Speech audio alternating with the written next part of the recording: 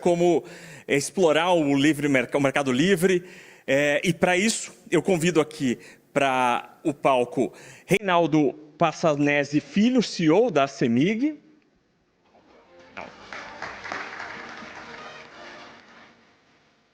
E também Sandoval Feitosa, diretor-geral da ANEEL.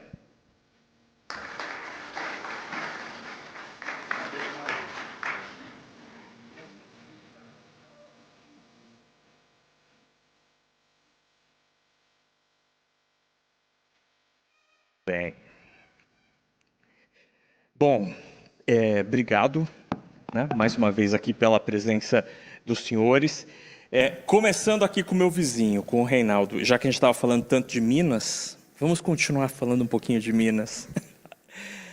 A CEMIG tem executado um plano interessante de investimentos, de redução de custos, e os senhores citaram recentemente, né, o plano de 70 bilhões de reais. Eu queria ouvir um pouco o senhor sobre isso, sobre o racional por trás desse plano, sobre o que a empresa espera da execução desse plano e o que o acionista que está nos acompanhando pode esperar dessa jornada. Bom, muito bom dia. Obrigado, Fernando. Obrigado, João Vitor, pelo convite. Para mim é um prazer, né, estar aqui do lado do diretor-geral, do Sandoval, para poder falar um pouco do setor elétrico. Eu acho que a gente acertou no caminho quando a gente reposicionou o modelo de negócios da CEMIG. A CEMIG tinha um modelo de negócios no passado que investiu muito em participações acionárias minoritárias fora de Minas. A CEMIG investiu em Rondônia, a CEMIG investiu na Bahia, a CEMIG investiu no Rio, a CEMIG investiu no Pará, sempre em participações minoritárias. E deixou de fazer investimentos necessários em Minas. A CEMIG estava investindo menos do que a depreciação em Minas. Então, o que nós buscamos fazer? Nós buscamos reorientar, reposicionar o modelo de negócio. Estou vendo aqui o pessoal do Private Equity. A CEMIG não sabe ser Private Equity. Muito difícil para a CEMIG fazer gestão de participações minoritárias. O que a CEMIG sabe fazer? Aproveitar o que ela conhece em Minas, que é geração, transmissão e distribuição de energia elétrica. Então, de fato, nós reorientamos a companhia para o que a gente chama focar em Minas e vencer.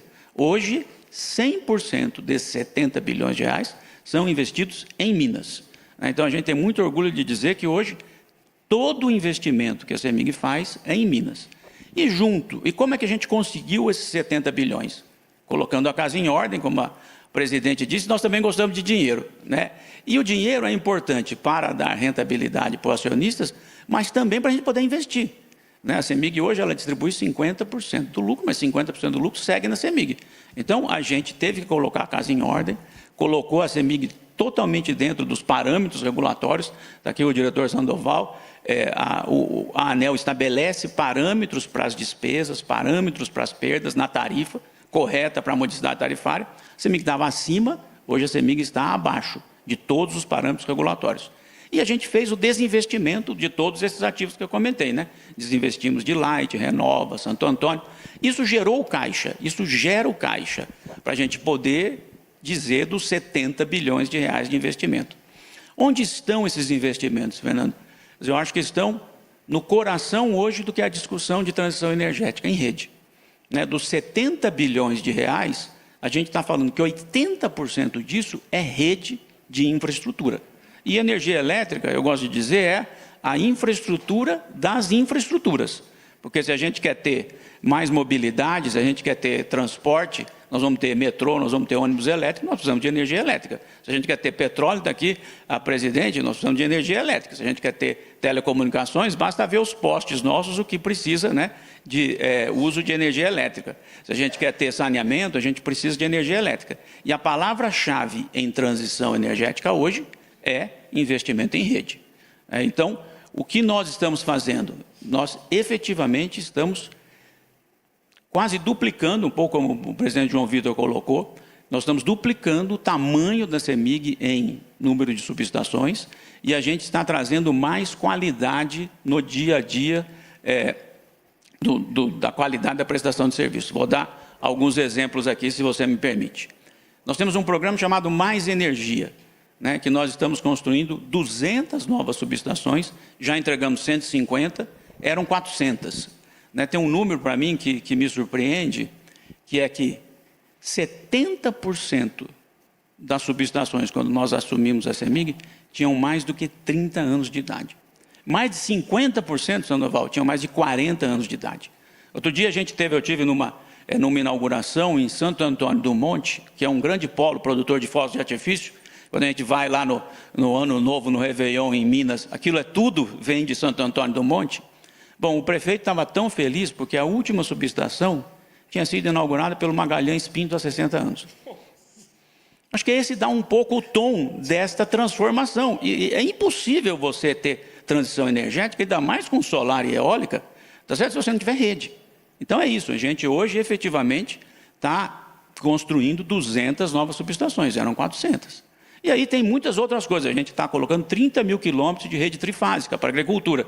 Daqui o deputado sabe o quanto que você precisa de trifásico para pôr irrigação, não adianta no monofásico.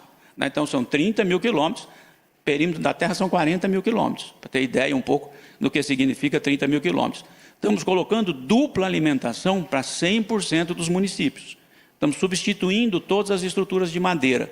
Então, qual é o nosso objetivo? É, de fato, prover a rede para o setor privado, né, trabalhar a geração de energia renovável e para a gente poder ter conexão para atrair quem tem interesse na energia renovável.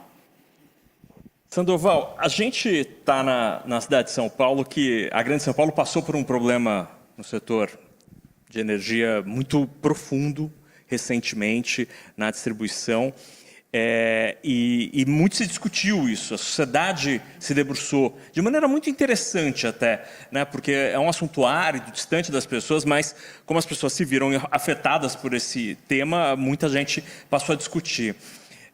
Do ponto de vista do regulador, da agência regulatória, a regulação, as regras que existem hoje, ajudam a modernizar, a dar resiliência para esse serviço, ou acabam atrapalhando e gerando uma dificuldade do capital privado em botar dinheiro na mesa? Bem, bom dia a todos e a todas. Queria realmente agradecer ao João Vitor pelo convite e também parabenizar a CNN por essas iniciativas. Essas duas verticais que foram citadas são duas economias que certamente impulsionam o desenvolvimento do Brasil. Então, parabéns, cumprimentar o meu amigo Arnaldo Jardim e, de fato, parabenizá-lo também pela sua respeitável trajetória política e pelas enormes contribuições, não apenas ao setor de eletricidade, mas o setor do agro, o setor também de combustíveis, biocombustíveis. Cumprimentar meu amigo Reinaldo, parabenizá-lo também pelo enorme trabalho que você fez ao longo de toda a sua gestão na CEMIG. Eu já tive a oportunidade de lhe cumprimentar e também, naquela ocasião, o governador pela escolha e também da prestação de contas da CEMIG que foi feita para a agência. Cumprimentar o Fernando aqui, parabéns pelo seu trabalho e parabéns, presidente, sua apresentação foi belíssima. Bem, nós vamos agora falar de um setor que é um setor diferente do setor de óleo e gás e biocombustíveis. Enquanto esse é um setor que sofre uma regulação, mas ele é mais liberalizado, e vamos agora falar de um setor que ele é fortemente regulado, e é o trabalho que a agência faz. Quando, Fernando, você coloca do eventual burocracia, por assim dizer, da regulação, eu diria exatamente o contrário. Com exceção da CEMIG e da Celesc, todo o setor de distribuição de energia elétrica no Brasil é privado. E nós temos grupos nacionais e grupos internacionais. Isso é o resultado da confiança no nosso país. Um país que tem uma democracia relativamente jovem, mas tem mudanças políticas relevantes ao longo das últimas décadas, que tem mantido algumas premissas que são importantes para o investimento privado. Respeito aos contratos, criação e atuação de agências reguladoras que podem não ser o melhor modelo possível, mas seguramente foi esse modelo que já permitiu a atração de mais de 1 trilhão de investimentos desde a criação da Agência Nacional de Energia Elétrica, que completa este ano 30 anos.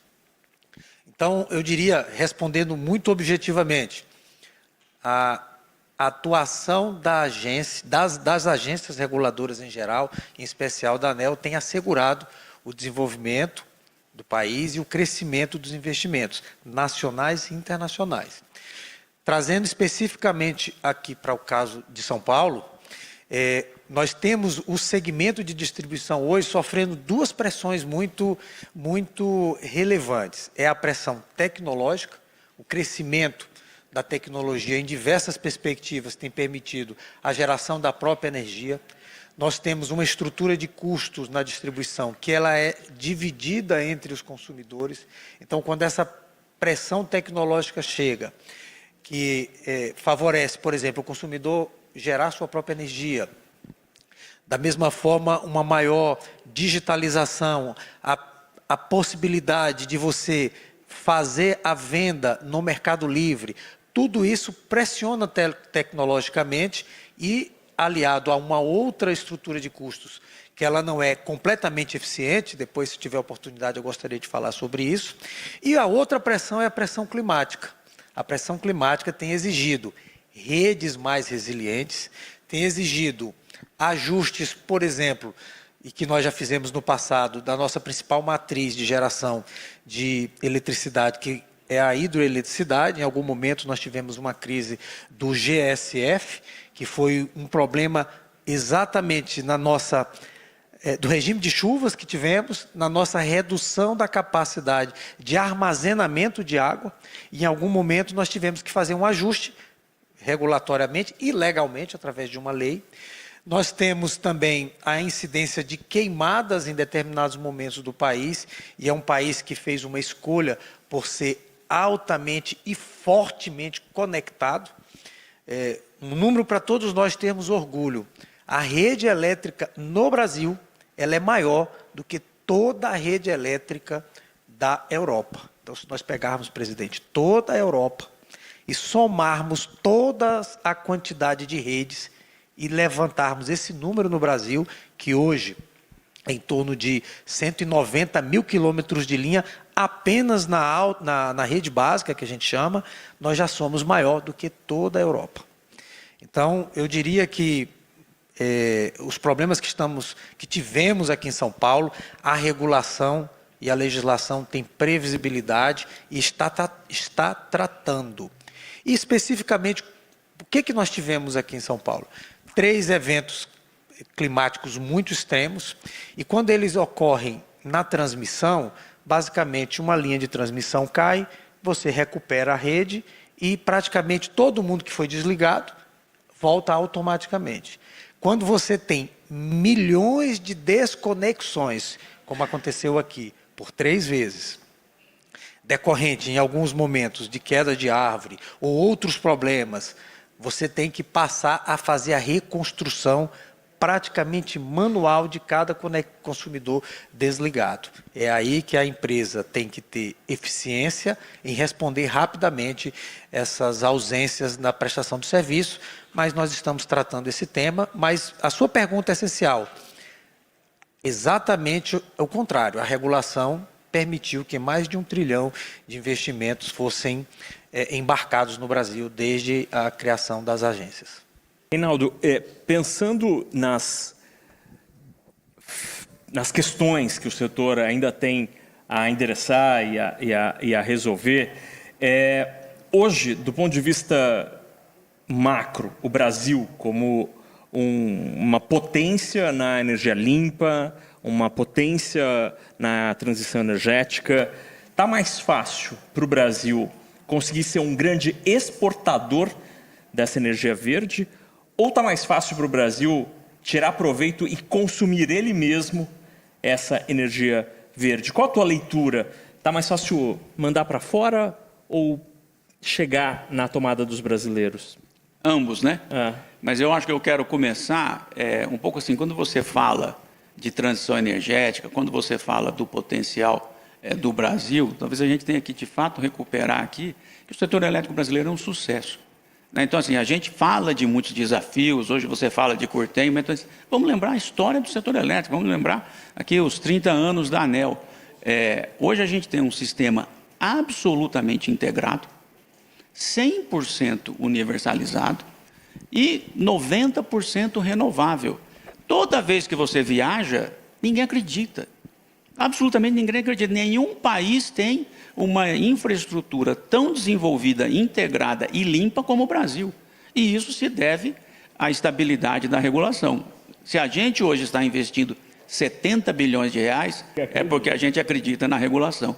Então, eu acho que, assim, às vezes a gente tem que lembrar isso, porque às vezes a gente fica falando de temas específicos e esquece esse filme, e que é um filme, eu não tenho dúvida, que é a infraestrutura de maior sucesso que nós podemos dizer, né, sobre transporte, sobre saneamento, sobre telecom. Eu diria que não há dúvida, entendeu, do quanto nós desenvolvemos e somos um exemplo do ponto de vista de transição energética.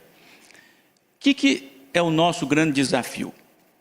Nosso desafio é preservar essa vantagem competitiva. Né? O Brasil hoje é 90% renovável, mas o mundo investe trilhões de dólares em transição energética.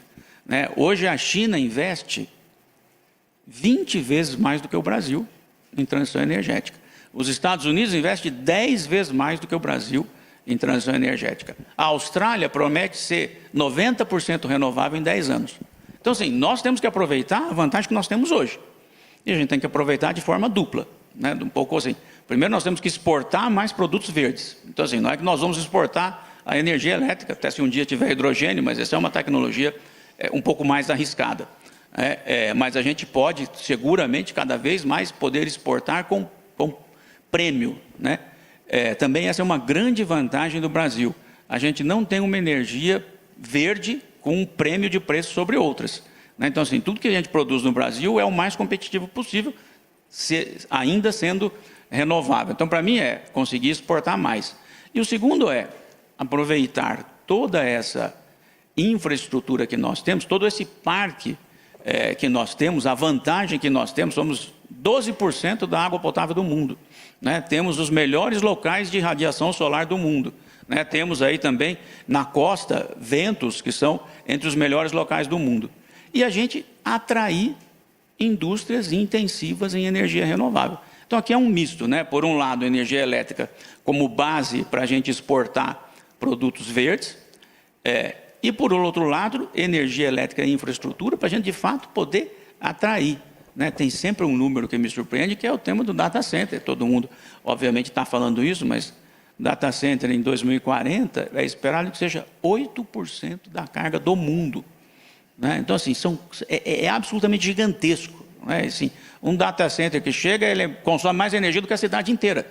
Né? E eu não estou falando de cidade pequena, não. Estou falando de cidade grande.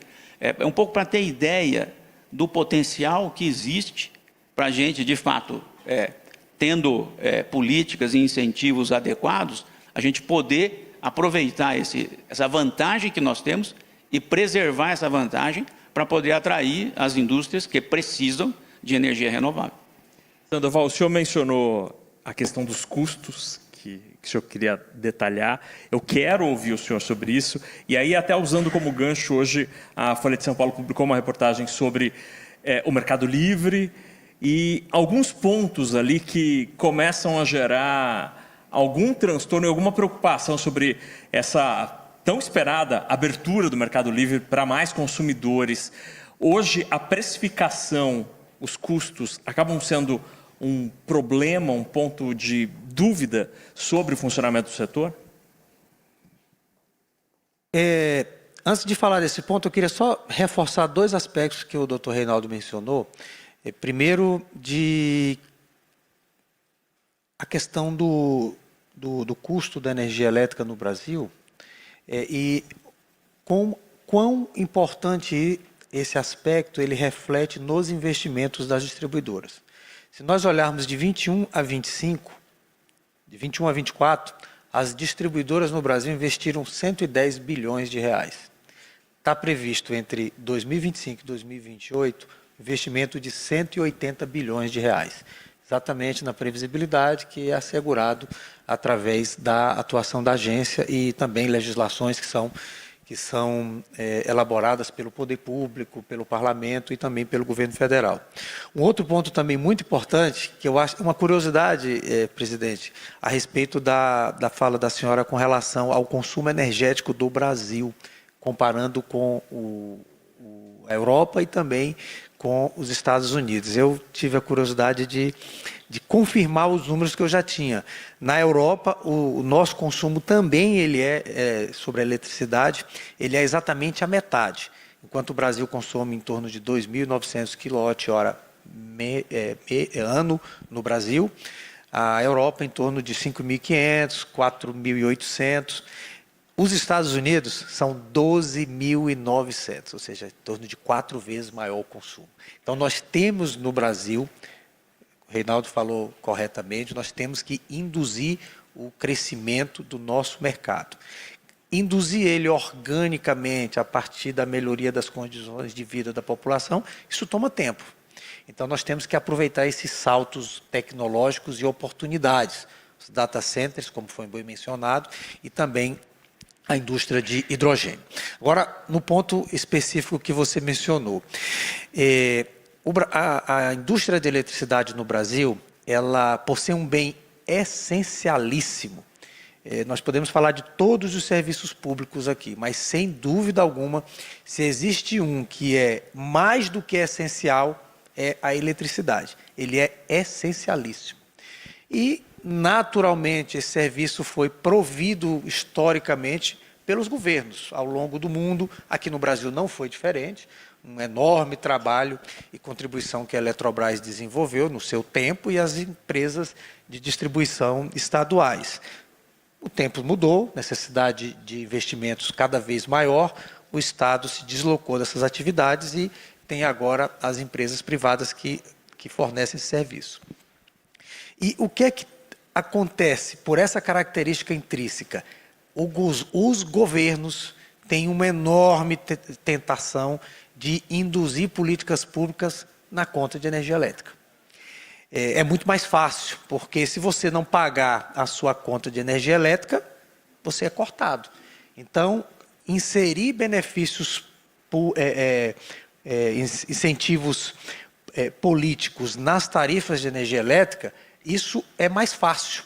Historicamente é assim que é feito. Não sei se todo mundo sabe, mas o consumidor de energia elétrica paga. Vamos lá contar. Incentivo à irrigação.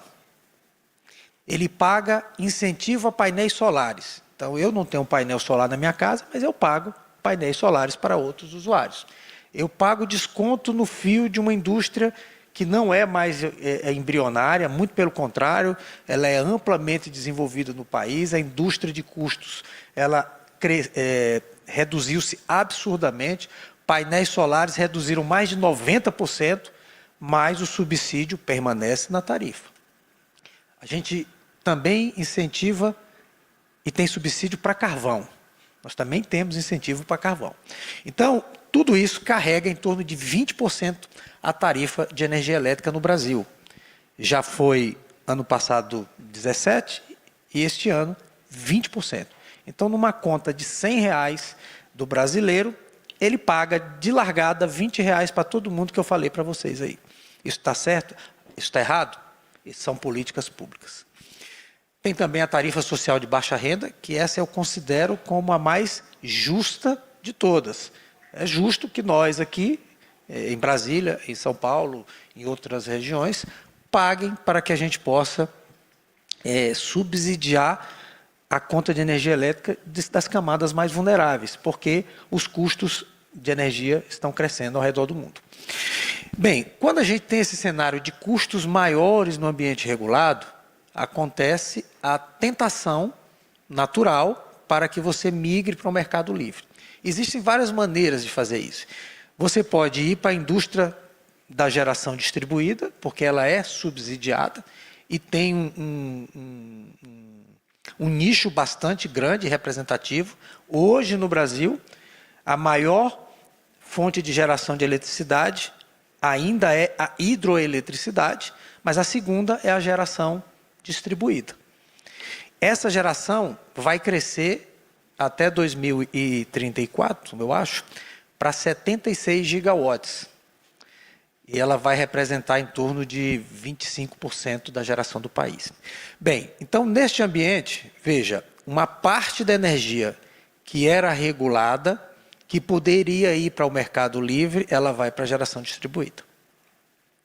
Um outro problema, em função dessa grande quantidade de incentivo, é que você entra com toda essa geração durante o dia, basicamente, que é quando tem sol, e ela não é controlável. Então, o operador não consegue controlar, porque ela entra no grid e o operador tem que gerir a rede a partir das fontes controláveis. Então, nesse momento, ele começa a cortar geração renovável, basicamente eólica e solar centralizada. E aí vem o efeito do curtailment. Nós já chegamos a cortar 90% da geração renovável no Brasil. Nós temos hoje rampas de 40 gigawatts. Significa que durante o dia você tem uma quantidade muito grande de geração solar, basicamente distribuída. Ela entra no grid, o operador tem que reduzir a geração.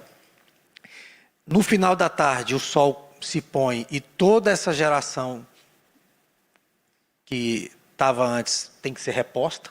Então, o operador tem que despachar, fazer uma rampa de 40 GB. Eu vou dar um número para vocês. A Espanha tem em torno de 30 GB no país e a Portugal 7. Então, todo dia o operador desliga e liga a França e a Espanha juntos, no final da tarde.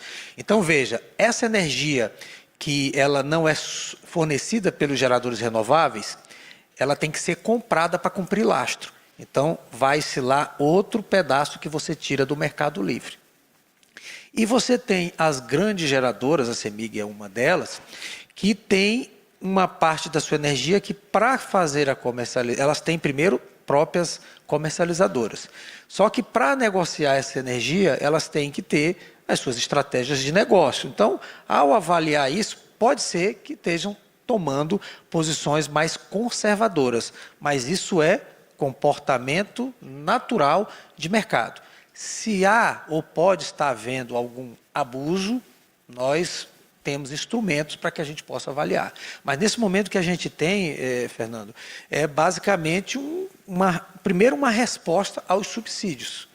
Então, o que eu falei para você, presidente Magda, a senhora falou que a lei da oferta e da procura, ela não pode ser revogada. Mas no setor elétrico, hoje, nós temos um grande problema. Alguém está lutando para revogá-la. Porque nós temos hoje uma sobreoferta estrutural de energia. Então, significa que nós temos mais energia do que consumimos. Então, qual seria o comportamento natural, segundo Adam Smith? Nós teríamos que reduzir o preço da eletricidade. Mas não acontece isso. Porque as empresas não respondem ao estímulo natural do mercado. Elas respondem aos subsídios que recebem. Então, por exemplo, uma decisão racional de um gerador hoje não poderia construir uma planta nova de geração renovável, porque eu tenho o risco do curtailment, eu tenho outros problemas associados, mas basicamente o risco do curtailment, mas eu recebo um incentivo, eu recebo um subsídio. Então, em vez de responder uma lógica empresarial, eu respondo a lógica do subsídio. Então, a gente tem que, o nosso querido Arnaldo, conhecedor desse tema, e muito em breve deve estar trabalhando para que a gente possa resolver essas distorções. Sandoval, só... Posso adiantar? Bem, por favor, vou pedir aqui apenas licença. O deputado Arnaldo Jardim vai apresentar uma proposição ao Congresso Nacional para termos uma lei de responsabilidade tarifária. Ou seja, cada novo incentivo que os governos quiserem colocar na tarifa, o que é legítimo, ele terá que responder a um orçamento previsto para que a tarifa não aumente. Então, o modelo de inspiração é a exitosa Lei de Responsabilidade Fiscal, e quando o deputado nos procurou, nós fizemos o privilégio de poder contribuir nessa discussão. Bom, já que o deputado trouxe essa ideia da lei de responsabilidade tarifária, será que a gente está chegando num momento, Sandoval, em que o setor elétrico, a modelagem de custos e de precificação, ela está ficando tão complexa como era o nosso regime tributário e que foi necessária uma reforma tributária para simplificar isso? Será que precisamos já ter uma reforma elétrica no que diz respeito a custos e preços? Eu vou fazer essa contribuição, depois eu vou dividir aqui com o meu amigo Arnaldo, porque ele tem uma contribuição importante nesse tema. A resposta é sim. O setor elétrico ele foi reestruturado no final da década de 90, com a criação das agências reguladoras, e em 2000 teve essa primeira reforma.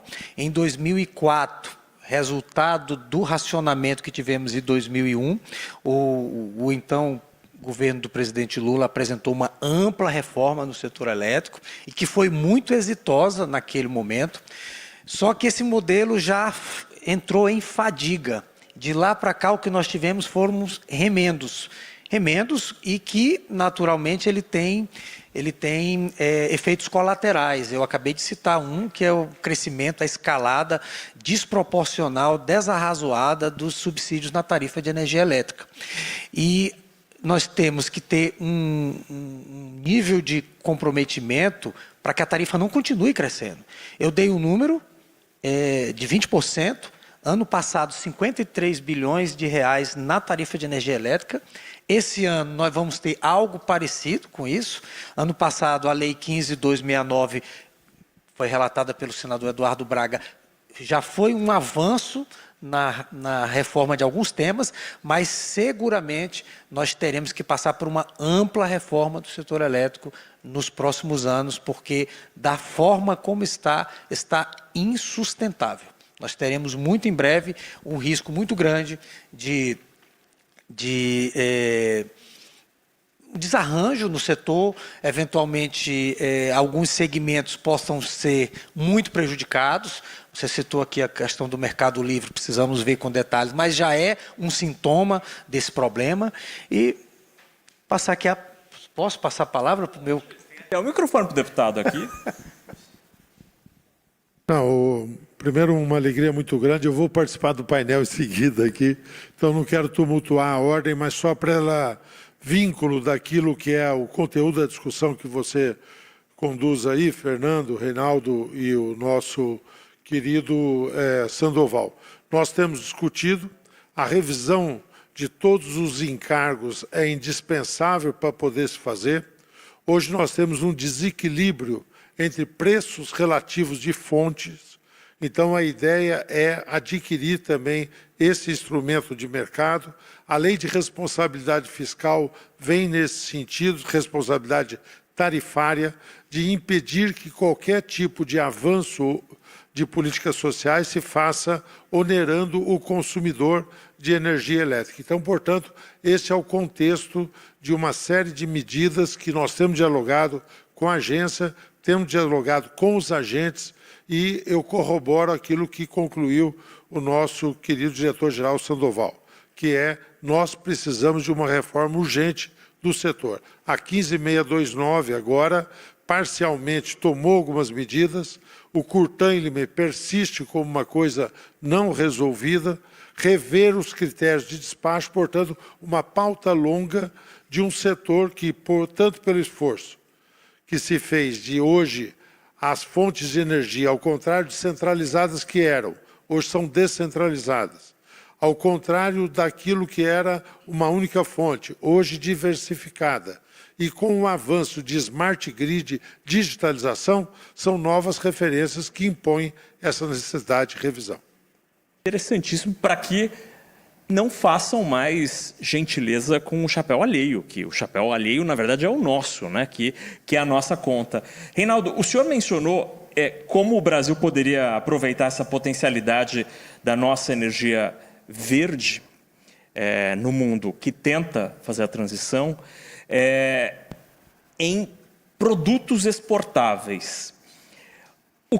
Qual que é o grande desafio para que o Brasil consiga, de fato, ter um aço verde, ter um plástico verde, ou atrair, de fato, a indústria de data centers e que se estabeleça aqui?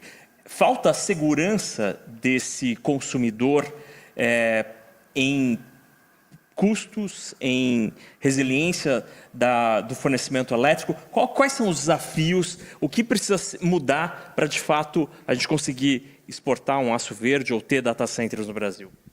Vou repetir um pouco aqui o comentário do Dr. Sandoval e do deputado Jardim. Falta incentivo econômico, né? Falta efetivamente que o preço reaja proporcionalmente aos incentivos reais, né? Hoje nós temos uma disfuncionalidade no setor elétrico, né? Então a gente tem uma tarifa cara a despeito de ter uma capacidade de produzir energia barata. Então, para você atrair indústrias, né, data centers, para você exportar aço verde ou produtos que a gente tenha vantagens, a gente precisa ter uma tarifa competitiva, né? Talvez aqui a gente fala muito do consumidor, mas o mais afetado aqui é a indústria. Porque a indústria sofre com essa tarifa cara, só que ela compete com o mundo inteiro. Tá certo? Então, como é que eu compito com o mundo inteiro tendo um insumo que o Brasil podia ser um grande exemplo do ponto de vista de competitividade, porque a gente tem capacidade de produzir a custos muito competitivos, se eu coloco tantos subsídios, tantos incentivos na tarifa e acaba com a competitividade da indústria. Então, eu vou aqui um pouco aos comentários do Dr. Sandoval, concordo, né, corroboro aqui completamente. Hoje, a gente, inclusive assim, quando a gente olha só o mercado regulado, Sandoval, assim, a gente fez uma conta que é mais do que só a conta da CDE, né? Ou seja, a conta da CDE é 20%. Mas quando eu olho outras coisas, quando eu olho, por exemplo, o que está embutido de menor mercado, que a cada, por geração distribuída, que a cada 5 anos vai ser repassado na tarifa, né? Porque diminui o tamanho do mercado, eu tenho que pegar todo esse investimento da distribuição e colocar para menos gente. Isso não aparece na conta da CDE, mas vai aparecer depois na conta do consumidor. Quando eu coloco toda a térmica de base, com obrigação da distribuidora comprar dentro do mercado regulado, né, que também só vale para o mercado regulado, a nossa conta hoje é que o consumidor, né, o consumidor médio da CEMIG paga R$ 150, é a conta média da CEMIG. Essa conta podia ir a R$ 100. Né? Então, assim, porque ela inclui não só o subsídio direto, como também vários subsídios indiretos ou incentivos indiretos que aparecem na tarifa. Então, você vê o que significa isso do ponto de vista de competitividade, né? E capacidade tecnológica e capacidade de produzir barato nós temos, né? Aqui que vai me permitir aqui, a presidente falou aqui que gosta de dinheiro e de tecnologia. Assim, a CEMIG, eu acabei de receber aqui, que bateu 40 bilhões de reais pela primeira vez na história. Então, hoje, estamos muito felizes aí que o valor de mercado da CEMIG chegou a... Era 8 bilhões de reais quando o governador Zema foi eleito. 8 bilhões de reais. A gente sempre gosta de fazer, desde quando eu cheguei, devia ser algo como 12. Tá? Então, a gente está falando hoje em 40 bilhões, né? Tamanho do crescimento. E é isso que permite a gente fazer todo esse investimento. Mas não tem como você fazer todo esse investimento se, junto a ele, vem uma série de outros incentivos, porque tudo isso pressiona a tarifa. Então, de um ponto de vista mais amplo, para a gente engatar na transição energética, a gente precisa ter políticas públicas que estimulem as tecnologias disruptivas e não políticas públicas que sigam incentivando tecnologias maduras. Um pouco aqui o Dr. Sandoval comentou, né? O preço da energia solar caiu mais de 90%. O número aqui para mim é impressionante. Quando aprovou a lei de geração distribuída, era $1 por watt. Hoje é 5 centavos. Esse é o tamanho do avanço tecnológico. Ou seja, quando cai 95%, eu não preciso seguir com o subsídio. É muito grande, entendeu? Uma coisa é quando estava $1, né? A outra coisa é quando está 5 centavos. A gente tem que fazer promoções concretas em data center. Não tem jeito, mas tem que ter política pública, tem que ter temas tributários, né? Você tem que oferecer condições, porque o mundo inteiro disputa data center. Não adianta você achar que é só virar aqui pela energia renovável, né? Eu mesmo já estamos trazendo um aqui para o Triângulo Mineiro, para Uberlândia, né? Estamos conseguindo trazer um data center para Minas, porque fazemos todo esse investimento em rede. Mas, de novo, está fazendo isso para consumo doméstico. O grande segredo é você fazer isso para consumo global, né? Que é para fazer o treinamento da inteligência artificial. E aí você precisa ter estímulos. Então, me parece, faz muito mais sentido você ter esse tipo de estímulo do que incentivar uma tecnologia madura. Idem para BES, né? Idem para armazenamento de energia, que está caindo o preço, mas que ainda é caro. Então, assim, nós temos aqui uma regra, né, doutor Sandoval, que é sempre fazer ao menor custo. Então, eu não consigo fazer ao menor custo se eu tenho tecnologias que estão em processo de maturação. Então, para mim, esse é o segredo, é a gente conseguir estruturar dentro dessa reforma com políticas de incentivo nas grandes tendências do mundo, e não com políticas de incentivo que seguem privilegiando tecnologias já maduras. É preciso zerar o jogo para que a gente tenha e pague o que realmente custa na nossa conta de energia. Agradeço demais, Reinaldo Passanese Filho, que é o CEO da CEMIG, também Sandoval Feitosa, diretor-geral da ANEEL, por esse debate interessantíssimo, de 150 para 100 reais, é realmente um negócio impressionante. Só tirar uma fotinha.